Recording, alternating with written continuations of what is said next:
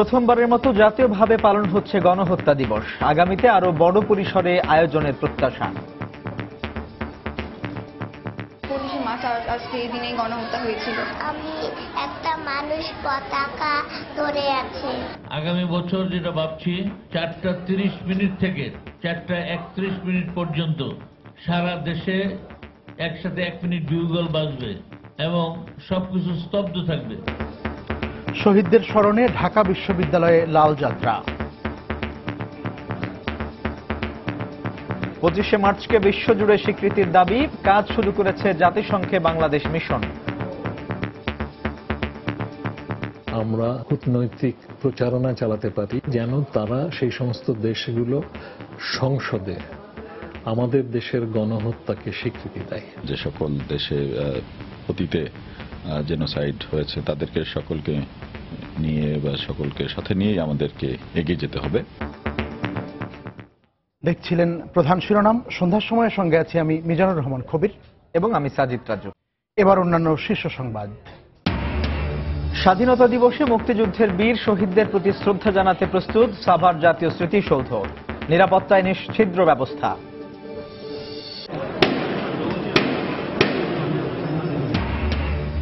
সিলেটে জঙ্গি আস্তানায় অভিযান অপারেশন টুয়াইলাইট অব্যাহত।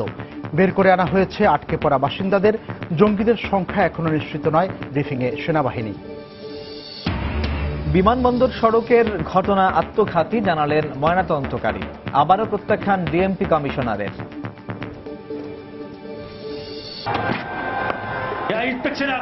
It's all smile and big relief for Tamim Iqbal and he picks up his 8th ODI 100.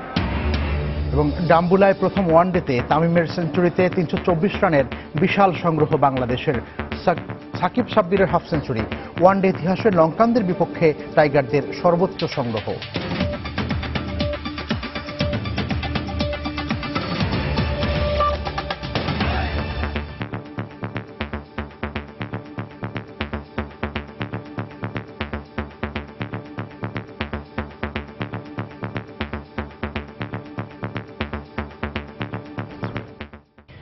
নানা আয়োজনে প্রথমবারের মতো জাতীয়ভাবে পালিত হচ্ছে গণহত্যা দিবস। এর অংশ হিসেবে রাজধানীর সোহরাওয়ার্দী উদ্যানে হয়েছে রক্তাক্ত 25 মার্চ গণহত্যার ইতিবৃত্ত শিরোনামে আলোকচিত্র ও আলোচনা সভা। এতে অংশ নিয়ে মুক্তিযুদ্ধ বিষয়ক মন্ত্রী বলেন, আগামীতে গণহত্যা দিবস আরো বড় পরিসরে আয়োজন করা হবে। এছাড়া ঢাকা বিশ্ববিদ্যালয়ের জগন্নাথ হলে হয়েছে শিশু কিশোরদের চিত্রাঙ্কন প্রতিযোগিতা। ৭১-এ পাকিস্তানি বাহিনী গণহত্যা চালিয়েছে গ্রাম থেকে গ্রামে, নগরে বন্দরে। বাঙালির মননে গেঁথে দিয়েছে আপনজনের রক্তাক্ত লাশ। সেই বর্বরতম ইতিহাস তুলে ধরতে রাজধানীর সোহরাওয়ার্দী উদ্যানে আয়োজন করা হয় আলোকচিত্র প্রদর্শনীর।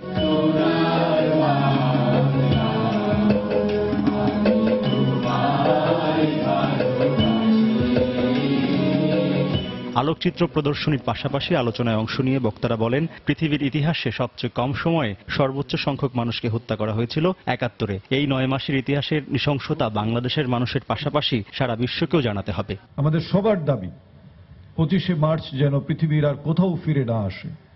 25শে মার্চের প্রত্যাবর্তন আমরা কেউ চাই না, কোথাও চাই না, এবং সেই কারণে আজকে বিশ্ব জনমত সৃষ্টি করা প্রয়োজন আছে। অনুষ্ঠানে মুক্তিযুদ্ধ বিষয়ক মন্ত্রী বলেন, বাংলাদেশের গণহত্যার আন্তর্জাতিক স্বীকৃতির জন্য সরকার কাজ করে যাচ্ছে। আমরা আগামী বছর যেটা ভাবছি 4টা 30 মিনিট থেকে 4টা 31 মিনিট পর্যন্ত সারা দেশে একসাথে 1 মিনিট বিউগল বাজবে এবং সবকিছু স্তব্ধ থাকবে। কোনো গাড়ি ঘোড়া চলবে না, কোনো মানুষ হাঁটবে না। গণহত্যা দিবস উপলক্ষে ঢাকা বিশ্ববিদ্যালয়ের জগন্নাথ হলে আয়োজন করা হয় চিত্রাঙ্কন প্রতিযোগিতার। এতে বঙ্গবন্ধুর ভাষণ, মুক্তি সেনাদের প্রস্তুতি, 25শে মার্চের ভয়াল সব ইতিহাস ছবি হয়ে ফুটে উঠেছে ক্যানভাসে শিশুদের রং তুলির আঁচড়ে। উনি যেহেতু আমাদের জাতির পিতা, সেহেতু ওনাকে আজকে এইটা আঁকা আমার। একটা মানুষ পতাকা ধরে আছে। অভিভাবকরা বলছেন, এমন আয়োজন শিশুদের ইতিহাস জানাতে অনুপ্রাণিত করবে। এইসব আর্ট অনুষ্ঠান যে কয়েকদিন পর পরই হয়, এর জন্য বাচ্চারা আরো অনেকভাবে অনুপ্রাণিত হয়। শিশুদের মুক্তিযুদ্ধের সঠিক ইতিহাস জানাতে সরকার আরো সক্রিয় ভূমিকা নেবে, এমন প্রত্যাশা সকলের। তরিকুল ইসলাম সৌরভ, সময় সংবাদ, ঢাকা। 25 মার্চ ভয়াল কালরাতের শহীদদের স্মরণে ঢাকা বিশ্ববিদ্যালয় থেকে লাল যাত্রা শিরোনামে পদযাত্রার আয়োজন করে নাট্যদল প্রাচ্যনাট। বিকেল 5টা নাগাদ লালযাত্রার আগে ঢাকা বিশ্ববিদ্যালয়ের টিএসসির স্বোপার্জিত স্বাধীনতা চত্বরে 50 গজের মধ্যে যেন তুলে ধরা হয় সেই কাল রাতের চিত্র। পিলখানা কিংবা ঢাকা বিশ্ববিদ্যালয় সেই ভয়াল রাতে পাক হানাদার বাহিনীর যে বর্বরতা চালিয়েছিল 5 মিনিটের এই পথনাটকে তুলে ধরা হয় তার পুরো চিত্র। ফুলেল শ্রদ্ধায় সিক্ত করা হয় নাম না জানা সেই সব শহীদদের। পরে লালযাত্রা শিরোনামে পদযাত্রায় মুক্তিযুদ্ধের যাত্রাকে অঙ্কিত করা হয় এবং রক্তাক্ত প্রান্তর পাড়ি দিয়ে এগিয়ে যাচ্ছে বাংলার মা, আর তার পেছনে বাংলার দামাল সন্তান স্বাধীনতা ছিনিয়ে আনতে এগিয়ে যাচ্ছে বীর দর্পে। জাতীয় গণহত্যা দিবসে কেন্দ্রীয় শহীদ মিনারে সম্মিলিত সাংস্কৃতিক জোট আয়োজন করেছে লাখো শহীদের আত্মদান অফুরন্ত শক্তির আধার শীর্ষক অনুষ্ঠান। পাশাপাশি বিভিন্ন সংগঠন আয়োজন করেছে মোমবাতি প্রজ্বলনের। সেখানে রয়েছেন সহকর্মী তাফসির বাবু। আমরা এখন সরাসরি চলে যাচ্ছি তার কাছে শহীদ মিনার প্রাঙ্গণে। আসলে আমরা রয়েছি কেন্দ্রীয় শহীদ মিনারে। এখানে যেটি হচ্ছে যে স্বাধীনতা উৎসব তারা একটি করছেন, তবে তার আগে আজকে যেহেতু 25শে মার্চ এবং আজকেই সেই কালো রাত যেটিকে আমরা বলি যে কাল রাত, এদিন আসলে লাখো বাঙালিকে সারা দেশে যে হত্যাকাণ্ড হয়েছিল মুক্তিযুদ্ধে তার সূচনাটা আসলে এই রাত থেকেই। তো সেই উপলক্ষে আমরা দেখেছি যে শহীদদেরকে স্মরণ করার জন্য নানা রকম আনুষ্ঠানিকতা পুরো দেশ জুড়েই, রাজধানী জুড়েই চলছে এবং তার মধ্যে কেন্দ্রীয় শহীদ মিনারে সম্মিলিত সাংস্কৃতিক জোটের উদ্যোগে একের পর এক এখানে নৃত্য, সঙ্গীত, আবৃত্তি এসব অনুষ্ঠিত হচ্ছে। আর কিছুক্ষণ পরপরই কেন্দ্রীয় শহীদ মিনারে নানা সামাজিক সাংস্কৃতিক সংগঠনের সদস্যরা আসছেন, রাজনৈতিক দলের সদস্যরা আসছেন এবং এখানে কিন্তু মোমবাতি প্রজ্বলন করছেন। এখন থেকে ঠিক 15 মিনিট আগে জাসদের একটি বিশাল মিছিল এই কেন্দ্রীয় শহীদ মিনার প্রাঙ্গণে আসে এবং তারা এখানে মোমবাতি প্রজ্বলন করে 25শে মার্চ যেসব বাঙালি হত্যাকাণ্ডের শিকার হয়েছিলেন তাদেরকে স্মরণ করেছেন। এছাড়া জগন্নাথ হল কিংবা টিএসসি সহ পুরো ইউনিভার্সিটি জুড়েই বিভিন্ন এলাকায় কিন্তু নানা রকম আনুষ্ঠানিকতা পালন করা হচ্ছে, শহীদদেরকে স্মরণ করা হচ্ছে। আমরা দেখেছি যে লাল পদযাত্রা নামে একটি পদযাত্রাও হয়েছে টিএসসি থেকে বিশ্ববিদ্যালয়ের ভেতর পর্যন্ত এবং সেখানে আমরা দেখেছি গানে, সঙ্গীতে এবং ছোট ছোট নাটিকার মাধ্যমে প্রতীকীভাবে সেই হত্যাকাণ্ডের যেসব দৃশ্য সেগুলো চিত্রায়ন করা হয়েছে এবং তার শেষে সেখানে মোমবাতি প্রজ্বলন করে বলা যায় যে শহীদদেরকে স্মরণ করা হয়েছে। এবং এখন আমরা দেখছি যে কেন্দ্রীয় শহীদ মিনারে স্বাধীনতা উৎসবে এখানে বন্যী শিখা সাংস্কৃতিক গোষ্ঠী তারা দলীয় সঙ্গীত পরিবেশন করছেন।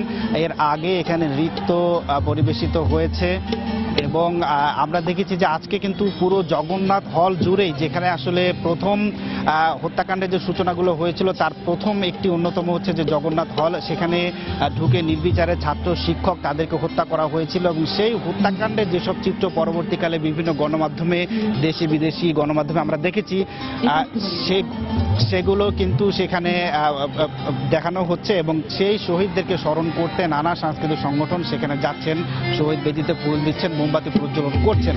আর এর বাইরে পুরো জগন্নাথ হল জুড়ে আমরা কিন্তু দেখেছি যে বিভিন্ন স্থানে হত্যাকাণ্ডের যে চিত্র সেগুলোর ভাস্কর্য বানিয়ে সেগুলো প্রদর্শন করা হচ্ছে এবং এগুলো দেখেই আসলে সকলেই যে ভয়াবহ অবস্থা সেই ভয়াবহ অবস্থাগুলো স্মরণ করা হচ্ছে এবং একই সাথে আমরা দেখেছি বিভিন্ন স্থানে নানা রকম যে শহীদদেরকে স্মরণ করা হচ্ছে, শিশুরাও কিন্তু সেগুলোতে অংশ নিচ্ছেন এবং শিশুদের যেসব সংগঠন রয়েছে তারা অংশ নিয়ে একের পর এক দেশাত্মবোধক গান, আবৃত্তি কিংবা নৃত্যের মাধ্যমে এবং মোমবাতি প্রজ্বলন করে সর্বস্তরে আসলে শহীদদেরকে স্মরণ করা হচ্ছে।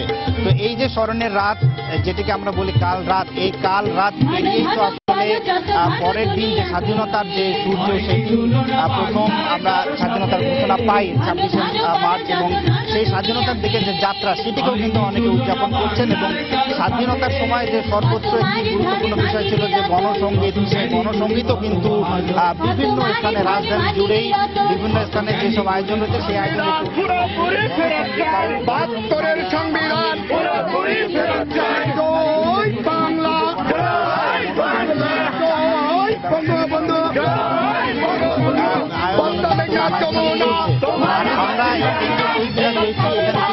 পরপরই বিভিন্ন সামাজিক সাংস্কৃতিক সংগঠন স্লোগান সহকারে মিছিল নিয়ে এখানে আসছেন এবং মোমবাতি প্রজ্বলন করে ৭১-এ যেসব শহীদ হয়েছিলেন, বিশেষত ২৫শে মার্চ যারা শহীদ হয়েছিলেন তাদেরকে স্মরণ করছেন। আর আজকে একটি ঐতিহাসিক দিন এই কারণে যে বাংলাদেশের স্বাধীনতার পরে রাষ্ট্রের যে অভ্যুদয়, প্রথমবারের মতো কিন্তু আজকে রাষ্ট্রীয়ভাবে এই ২৫শে মার্চকে গণহত্যা দিবস হিসেবে পালন করা হচ্ছে। এবং এই যে গণহত্যা দিবস হিসেবে রাষ্ট্রীয়ভাবে পালনের যে উদ্যোগ, এর সাথে কিন্তু দেখছি যে সকল স্তরের সামাজিক সাংস্কৃতিক সংগঠন যারা এই দিনটিকে শহীদ দিবস হিসেবে পালন করেন, কাল রাত হিসেবে পালন করেন, তারাও কিন্তু নিজেদের মতো করে এই দিনটিকে শহীদদেরকে স্মরণ করছেন এবং এই দিনের যে ইতিহাস, এই রাতের যে ইতিহাস, সেই ইতিহাসটি মানুষকে জানাতে চাচ্ছেন। এবং এই গণহত্যার পথ বেয়েই যে ৭১-এর ৯ মাসের মুক্তিযুদ্ধ, লাখো লাখো বাঙালির আত্মত্যাগ এবং এরপরে যে স্বাধীনতার সূর্য বাঙালির আকাশে, সেটি তারা দেখাচ্ছেন। তো এই ছিল আসলে কেন্দ্রীয় শহীদ মিনার থেকে সর্বশেষ ছবি। গণহত্যা দিবস পালন উপলক্ষে রাজধানীর বিভিন্ন জায়গাতে চলছে নানা আয়োজন। এই মুহূর্তে তাফসির বাবু আমাদের সঙ্গে যোগ দিয়েছিলেন কেন্দ্রীয় শহীদ মিনার থেকে সেখানকার কর্মসূচির খবরাখবর জানাতে। গণহত্যা দিবস হিসেবে ২৫শে মার্চের আন্তর্জাতিক স্বীকৃতি আদায়ে এর মধ্যেই কাজ শুরু করেছে জাতিসংঘে বাংলাদেশ মিশন। জাতিসংঘের মহাসচিব সহ সংশ্লিষ্ট দপ্তরের সঙ্গে যোগাযোগের পাশাপাশি কৌশলগত দিক, দালিলিক নথিপত্র, তথ্য প্রমাণ নিয়ে কাজ চলছে বলে জানান বাংলাদেশের স্থায়ী প্রতিনিধি মাসুদ বিন মোমেন। ২৫শে মার্চকে গণহত্যা দিবস হিসেবে ঘোষণার মাধ্যমে বিলম্বে হলেও স্বাধীনতা যুদ্ধের শহীদদের প্রকৃত সম্মান জানানো হয়েছে বলে মনে করেন প্রবাসীরা। নিউ ইয়র্ক থেকে শিহাবুদ্দিন কিশোর রিপোর্ট। ২৫শে মার্চ ১৯৭১ রাতের অন্ধকারে স্বাধীনতাকামী ঘুমন্ত বাঙালির উপর নৃশংস হত্যাযজ্ঞ চালায় বর্বর পাকিস্তানি হানাদার বাহিনী। সেই এক রাতেই ঢাকা বিশ্ববিদ্যালয়ের শিক্ষক ছাত্র সহ প্রায় ৬০,০০০ নিরীহ বাঙালিকে হত্যা করে নরপিশাচেরা। বাঙালির এই আত্মত্যাগকে রাষ্ট্রীয়ভাবে বৃদ্ধাঙ্গুলি দেখিয়ে চলেছে পাকিস্তান। বিলম্বে হলেও দেশের জাতীয় সংসদে ২৫শে মার্চকে গণহত্যা দিবস হিসেবে পালনের প্রস্তাবনা পাশ করায় সন্তোষ প্রকাশ করেছেন সাধারণ প্রবাসীরা। গণহত্যা দিবস যে পাশ হয়েছে, এটা আমরা সরকারকে অভিনন্দন জানাই। পাকিস্তান সহ যারা মুক্তিযুদ্ধের বিরুদ্ধে ছিল, যে প্রচার প্রভাকাণ্ডা চালাচ্ছে এবং তাদের পেইড লোক দিয়ে, যে লেখক দিয়ে যে বইগুলো প্রকাশ করছে, এগুলা তখন আর আন্তর্জাতিকভাবে কোনো গ্রহণযোগ্যতা পাবে না। বিশ্বে এটা মাতৃভাষা দিবসের মতোই এটা এস্টাবলিশ হওয়া উচিত। বাংলাদেশের ৬০,০০০ মানুষকে তারা হত্যা করলো, সেই দিন কেন গণহত্যা দিবস হিসেবে পালিত হবে না, এটা প্রশ্ন দেরিতে হলেও আমাদের গভর্নমেন্ট এইটা করছে। এরই মধ্যে জাতিসংঘের office on genocide prevention and the responsibility to protect দপ্তরের সঙ্গে এ বিষয়ে যোগাযোগ করা হয়েছে বলে জানালেন জাতিসংঘে নিযুক্ত বাংলাদেশের স্থায়ী প্রতিনিধি। ইতিমধ্যে আমরা জাতিসংঘের যে আপনার নেতৃবৃন্দ আছে সেই সকল অফিসে এবং যেগুলো নাকি সংশ্লিষ্ট অফিস যেগুলো আছে সেখানে আমরা যোগাযোগ করছি। তবে এটার আসলে ব্যাপক প্রচারণাও দরকার আছে। যে সকল দেশে অতীতে জেনোসাইড হয়েছে তাদেরকে সকলকে নিয়ে বা সকলকে সাথে নিয়েই আমাদেরকে এগিয়ে যেতে হবে। নিউ ইয়র্কে গঠিত জেনোসাইড ৭১-এর উদ্যোগে গত কয়েক বছর ২৫শে মার্চকে গণহত্যা দিবস হিসেবে পালন করা হলেও রাষ্ট্রীয়ভাবে স্বীকৃতি পাওয়ার পর প্রথমবারের মতো দিবসটি পালনে নানা কর্মসূচি গ্রহণ করেছে বিভিন্ন প্রবাসী সংগঠন। বাঙালির অধিকার প্রতিষ্ঠার দাবিনামা বিশ্বসভায় ছুড়ে ফেলার সমুচিত জবাব দিয়েছিল বাঙালি ৭১-এর মহান মুক্তিযুদ্ধে। স্বাধীনতার ৪৬ বছর পরেও আবারও পাকিস্তানিদের মিথ্যাচারের বিরুদ্ধে সত্যকেই প্রতিষ্ঠিত করবে বাংলাদেশ, এমনটি প্রত্যাশা সবার। জাতিসংঘের সদর দপ্তর থেকে শিহাবুদ্দিন কিসলু, সময় সংবাদ, নিউ ইয়র্ক, যুক্তরাষ্ট্র। সন্ধ্যার সময় আরো থাকছে। বৈদ্যুতিক শর্ট সার্কিট থেকেই আগুন লাগে বাংলাদেশ ব্যাংকে, জানিয়েছেন ফায়ার সার্ভিসের তদন্ত কমিটির প্রধান। ঘটনাস্থল পরিদর্শনে মতিঝিল থানা পুলিশ।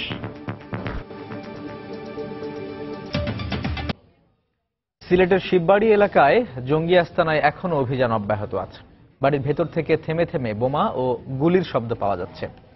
ভেতর থেকে আটকা পড়া ৭৮ জন বাসিন্দাকে বের করে আনা হয়েছে। এদিকে ভবনের ভেতরে থাকা জঙ্গিদের সংখ্যা নিশ্চিত হওয়া যায়নি বলে প্রেস ব্রিফিংয়ে জানিয়েছে সেনাবাহিনী।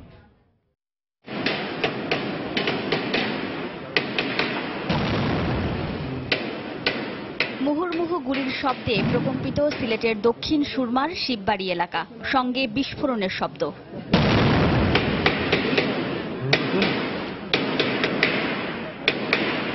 গুলি ও বিস্ফোরণের মধ্যেই আতিয়া মহলে প্রবেশ করে সেনাবাহিনীর সাজোয়া যান।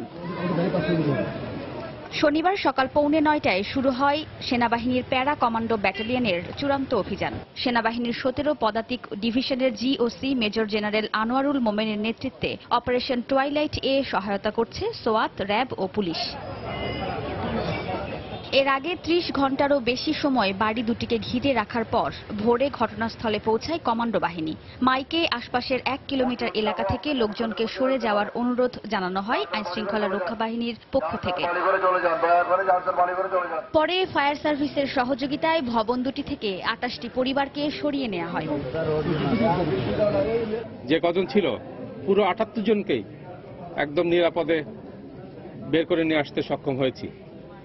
আমাদের এখানে এ পর্যন্ত 30 জন পুরুষ, 27 জন মহিলা এবং 21 জন শিশুকে নিরাপদে নিয়ে এসেছি। আমরা যেহেতু অনেক কেয়ারফুলি যাচ্ছি, রুমের একটা একটা করে ক্লিয়ার করে করতে এগোতে হচ্ছে, এই জন্য সময় লাগছে। তবে টেররিস্টদের সংখ্যা এক্স্যাক্টলি কত এখনই বলতে পারছি না। 5 তলার উপর থেকে গর্ত করে তারপর আমাদেরকে উদ্ধার করে নিয়ে আসছে। ওনারা সাহায্য করছে আমাদের বের হয়ে আসছে, তারপর দেওয়াল টপকে বের হয়ে আসছে। 5 তলা বিল্ডিং থেকে 4 তলা ভবনও ওরা স্থানান্তরিত করছে ছাদের মাধ্যমে।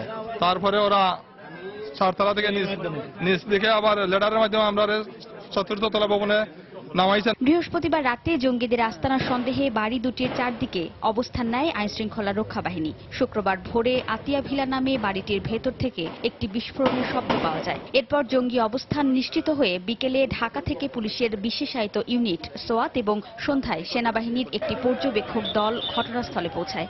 রাতভর police, RAB, counter terrorism unit ও সোয়াতের সদস্যরা বাড়ি দুটিকে ঘিরে রাখে।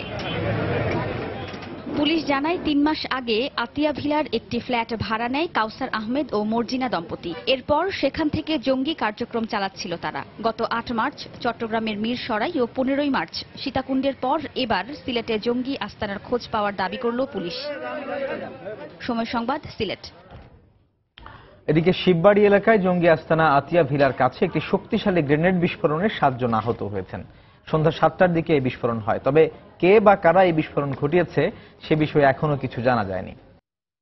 আর মাত্র কয়েক ঘন্টার অপেক্ষা। জাতির শ্রেষ্ঠ সন্তান মুক্তিযুদ্ধের বীর শহীদদের প্রতি শ্রদ্ধা জানাতে পুরোপুরি প্রস্তুত সাভার জাতীয় স্মৃতিসৌধ। শেষ হয়েছে সৌন্দর্য বর্ধনের কাজও। যে কোনো ধরনের অপ্রীতিকর ঘটনা এড়াতে নেওয়া হয়েছে নিঃছিদ্র নিরাপত্তা ব্যবস্থা। রিপোর্ট রাশেদ বাপ্পির। 26 মার্চ মহান স্বাধীনতা দিবসে দেশের সর্বস্তরের মানুষের শ্রদ্ধা আর ভালোবাসায় সিক্ত হবেন জাতির বীর সেনারা। 46তম স্বাধীনতা দিবসকে সামনে রেখে প্রস্তুত করা হচ্ছে শহীদদের আত্মত্যাগের প্রতীক জাতীয় স্মৃতিসৌধ। মূল বেদিতে চলছে ধোয়া মোছা আর রং তুলির শেষ আঁচড়। নানা রঙের বাহারি ফুলের চাদরে ঢেকে ফেলা হয়েছে স্মৃতিসৌধের সবুজ চত্বর। ফুল গাছের পরিচর্যা ও সৌন্দর্য বর্ধনে ব্যস্ত সময় পার করছেন পরিচ্ছন্নতা কর্মীরা। গাছ ছাড়তেছি, গাছের গোড়া ফুল গাছে পানি দিতেছি, পরিশ্রম করে রং দিয়ে সৌন্দর্য করতেছি। জনগণ আসবে, দেখবে, তখন সবারই ভালো লাগবে।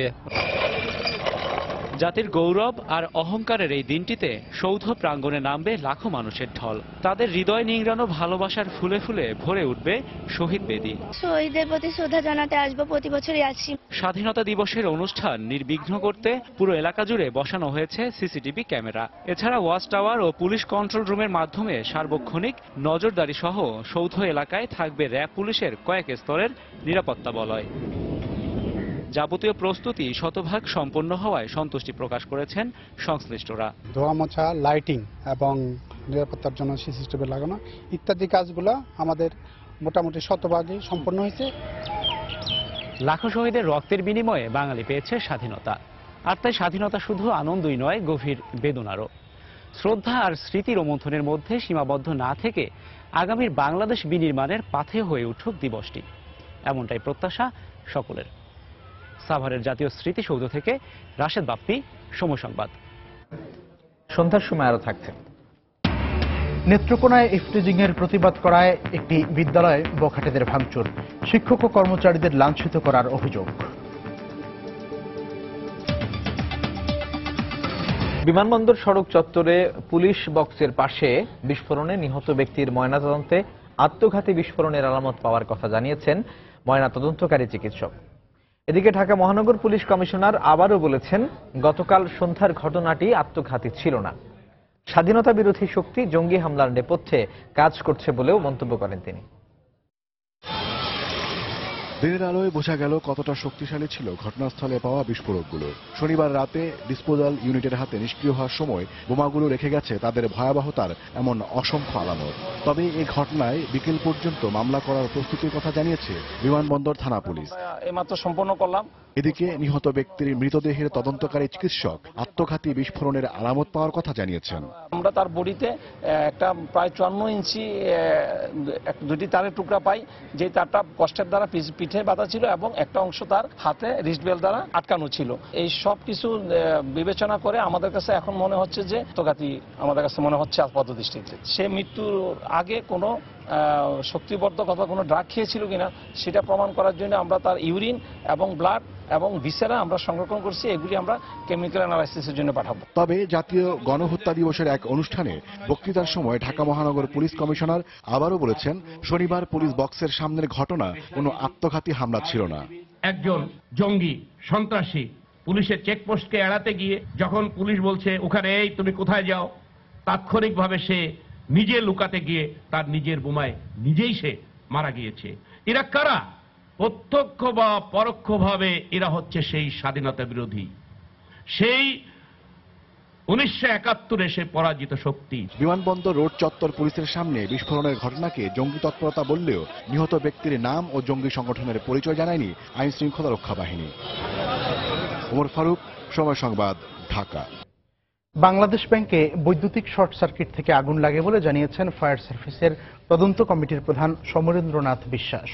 কেন্দ্রীয় ব্যাংক কার্যালয় পরিদর্শন শেষে তিনি একথা বলেন। 3 কার্যদিবসের মধ্যেই কমিটি তাদের তদন্ত রিপোর্ট জমা দেবে বলেও জানান তিনি। সকালে ফায়ার সার্ভিসের গঠিত তদন্ত কমিটির প্রধানের নেতৃত্বে 5 সদস্যের দল বাংলাদেশ ব্যাংকে যায়। একই সঙ্গে এই ঘটনায় সাধারণ ডায়েরির প্রেক্ষিতে প্রাথমিক তদন্ত শুরু করেছে মতিঝিল থানা পুলিশ। বৃহস্পতিবার রাত 9:30টার দিকে বাংলাদেশ ব্যাংকের এনএক্স ভবনের 14 তলায় বৈদেশিক মুদ্রানীতি বিভাগ এবং ডিপার্টমেন্ট অব অফসেট সুপারভিশন বিভাগে আগুন লাগে। পরে ঘটনা তদন্তে আলাদা 2টি কমিটি গঠন করে ফায়ার সার্ভিস ও বাংলাদেশ ব্যাংক। 28 মার্চের মধ্যে কমিটি তদন্ত করে প্রতিবেদন জমা দেওয়ার কথা রয়েছে। নেত্রকোনা ইভটিজিং এর প্রতিবাদ করা একটি বিদ্যালয়ে ভাঙচুর করেছে বখাটেরা। এ সময় বাধা দিলে শিক্ষক ও কর্মচারীদের লাঞ্ছিত করা হয় বলে অভিযোগ উঠেছে। দুপুরে শহরের দত্ত উচ্চ বিদ্যালয়ে এই ঘটনা ঘটে। বিদ্যালয়ের প্রধান শিক্ষক জানান, স্কুল ছুটির পর পৌর কাউন্সিলর শেখ হেলাল উদ্দিনের ছেলে ঊর্ধ্ব ও তার সহযোগীরা ছাত্রীদের উত্ত্যক্ত করছিল। এ সময় কর্মচারীরা এই ঘটনার প্রতিবাদ করলে তাদের উপর চড়াও হয় উত্ত্যক্তকারীরা। শিক্ষকরা এগিয়ে এলে তাদের লাঞ্ছিত করা হয় বলে অভিযোগ করেন তারা। পরে বিদ্যালয়ের শ্রেণীকক্ষে প্রবেশ করে ব্যাপক ভাঙচুর চালায় বখাটেরা। ভাঙচুরের এই ঘটনা সিসি ক্যামেরার ফুটেজে ধরা পড়ে।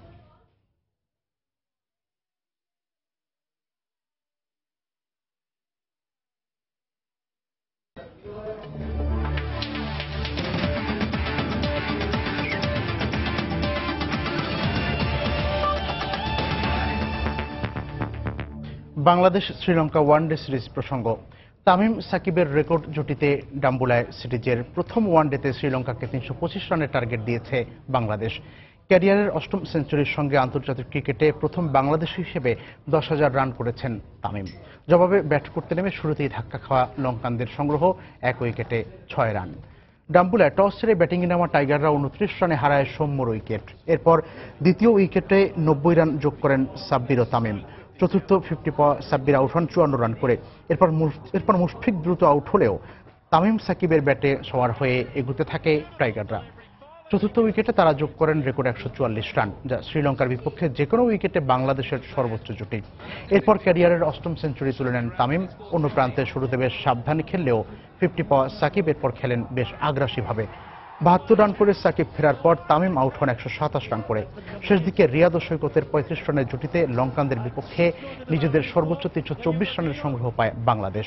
শ্রীলঙ্কার মাটিতে 300-র বেশি রান তাড়া করে জয়ের রেকর্ড নেই কোনো দলেরই। জবাবে ব্যাট করতে নেমে ইনিংসের প্রথম ওভারেই গুনাথিলাকাকে আউট করেন Mashrafe.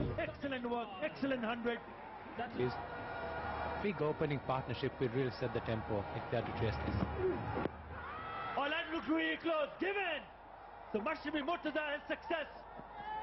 Well, they'll have a little bit of a chat with his non-striker. সন্ধ্যার সময়ে পর্যায়ে শীর্ষ সংবাদ জানিয়ে দিচ্ছি আমরা একবার।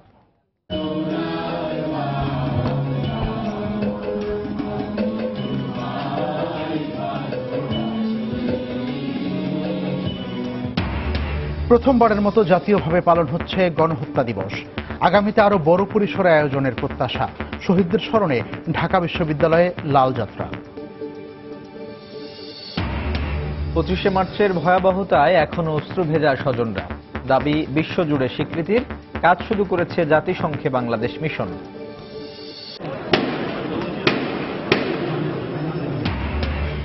সিলেটে জঙ্গি আস্তানায় অভিযান অব্যাহত। আটকে পড়াদের উদ্ধার। জঙ্গিদের সংখ্যা এখনো নিশ্চিত নয়। ব্রিফিংয়ে সেনাবাহিনী। ঘটনাস্থলের কাছেই গ্রেনেড হামলা। বিমানবন্দর সড়কের ঘটনা আত্মঘাতী, জানালেন ময়নাতদন্তকারী। আবারও প্রত্যাখ্যান ডিএমপি কমিশনারের। Yeah, he picks it up. It's all smile, a big relief for Tamim Iqbal, and he picks up his 8th ODI 100. এবং ডাম্বুলায় প্রথম ওয়ানডেতে তামিমের সেঞ্চুরিতে শ্রীলঙ্কাকে 325 রানের টার্গেট দিল বাংলাদেশ। লঙ্কানদের বিপক্ষে টাইগারদের সর্বোচ্চ সংগ্রহ। শুরুতেই ধাক্কা খেল স্বাগতিকরা। এই ছিল সন্ধ্যার সময়। যে কোনো খবর পেতে ভিজিট করুন সময়নিউজ.tv আর সঙ্গে থাকুন সময়ের।